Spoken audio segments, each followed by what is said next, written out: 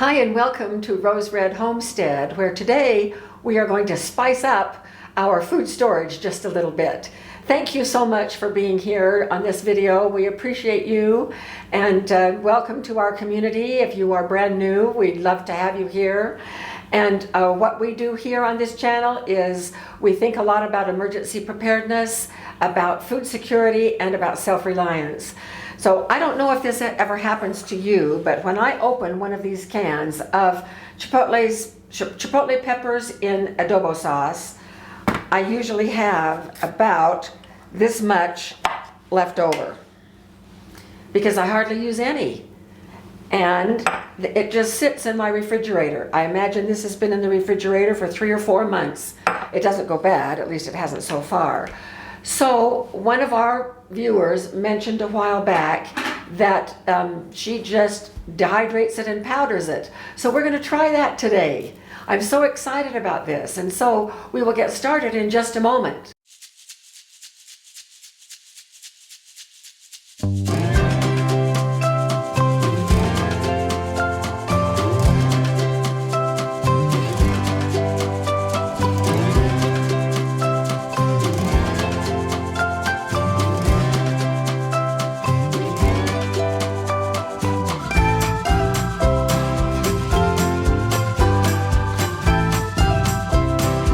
So my food processor, which is a KitchenAid, has a bowl within a bowl. And so I'm going to be using the smaller bowl today because I don't want to do a whole big bunch at one time. And I'm just going to knock these in here.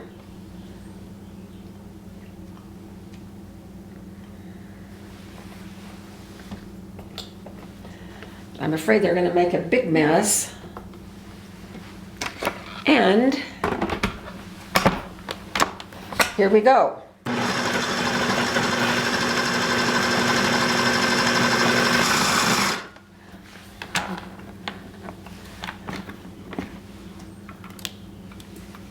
Okay, doesn't look too bad. And I'm just going to move it right here to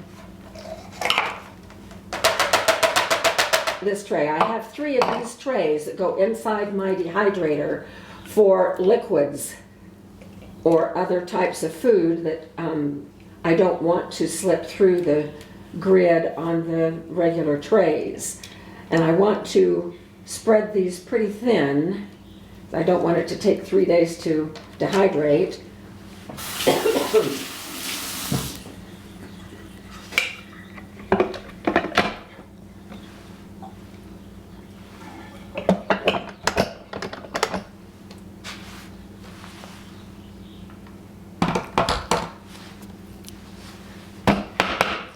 All right, let's get another can going.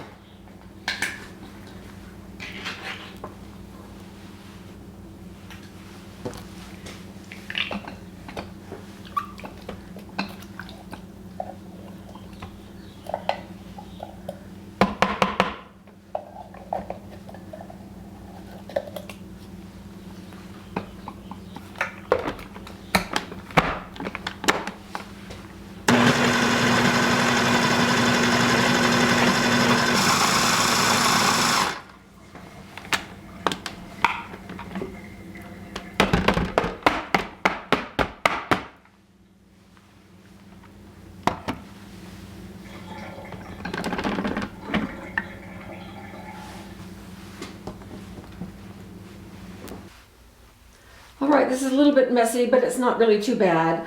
I will keep doing this and I'll bring you back when we have all of these done so you can see what it looks like before we put it into the dehydrator.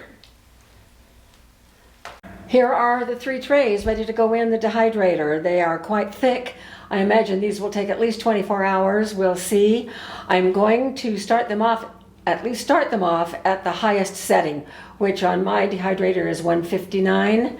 So I'm going to start them there and we'll see how it goes. And we will bring you back when these are all dry and we're ready to take them off the trays and to powder them. And then we'll talk about some of the things that we can use it for. So we will see you in a day or maybe a little bit longer. It did take a full 24 hours for these to completely dry. I'm just home from work. I've just washed my hands and sanitize the countertop so we're ready to go. These are very, very interesting. After 20 hours, I could peel these up just like a sheet and flip them over so that they would get dry on the other side.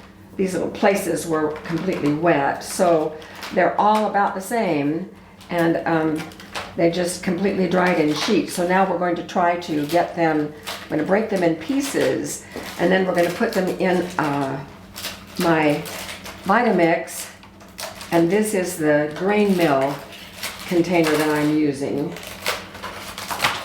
instead of the regular container. So we'll see what we get here in just a moment.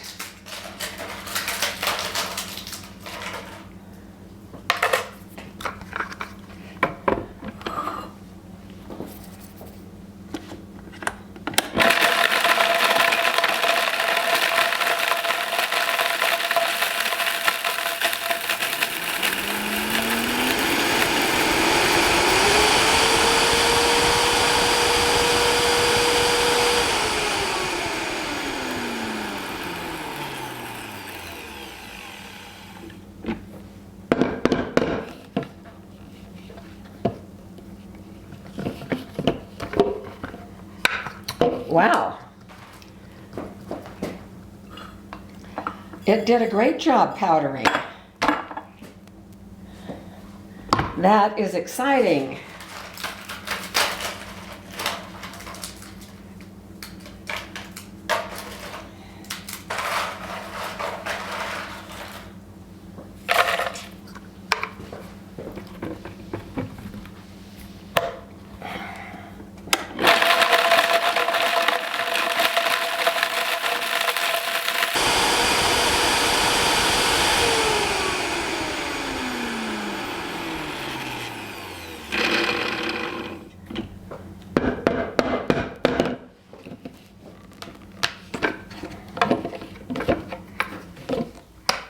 This powders beautifully.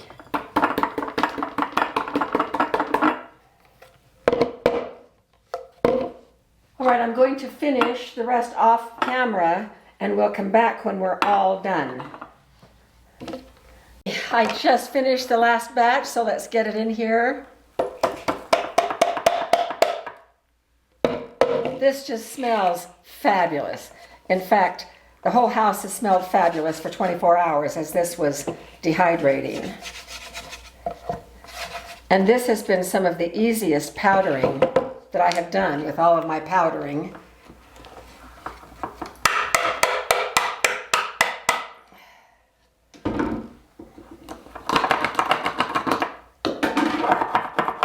So we got just over a pint, and that was from almost 5 cans of the Chipotles. Well, in fact, here's some. Jim brought me some new ones today. Was it 5 or 4? I thought it was 4. So it was 4 this size, plus I had almost a full one in a leftover dish in the refrigerator, so it was almost 5. So 5 of these equals this much powder. Now I wanted to show you just a couple of things. Sometimes when you do tomato-based products like this chili sauce it leaves that orangey tomatoey stain on especially white plastic. So I have had these other 2 soaking in Clorox for about 10 minutes, and I'm not sure that it is going to take all of it out. I'm not going to mess too much with it because I still am in my work clothes and I don't want to splash any Clorox on them. So I'm just going to put this one in now, and hopefully it will, I have to weigh them down otherwise they float. Hopefully those stains will come out, but if they don't, no big deal. Now I'll show you what I am waiting to use this powder for. So this is some of our homemade mayo. Now, frankly, I don't know if this is what we made from the aquafaba, the bean liquid, or whether this was the one that we made from regular ingredients, but I'm going to take some of this into this bowl, and then I'm going to take some of this powder,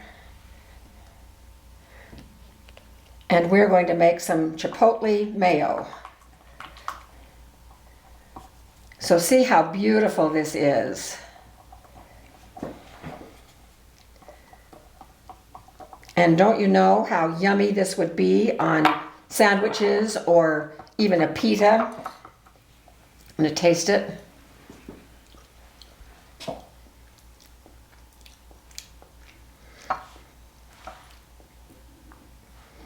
Well, it's not enough.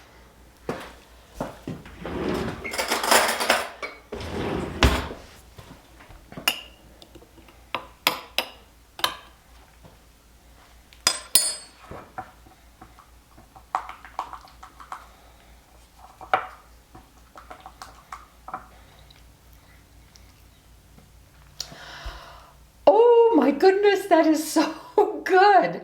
Oh, I'm going to have to figure out something tonight to use this with.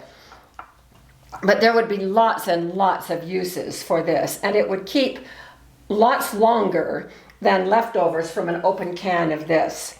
So I'm just thrilled with this. This will go right next to our Rotel tomatoes and our green chilies that have been powdered. So we're going to have a very nice set of seasonings that have that hot bite to them. So I hope that you enjoyed this. I hope that you try it. This is fantastic. And we will see you at our next video.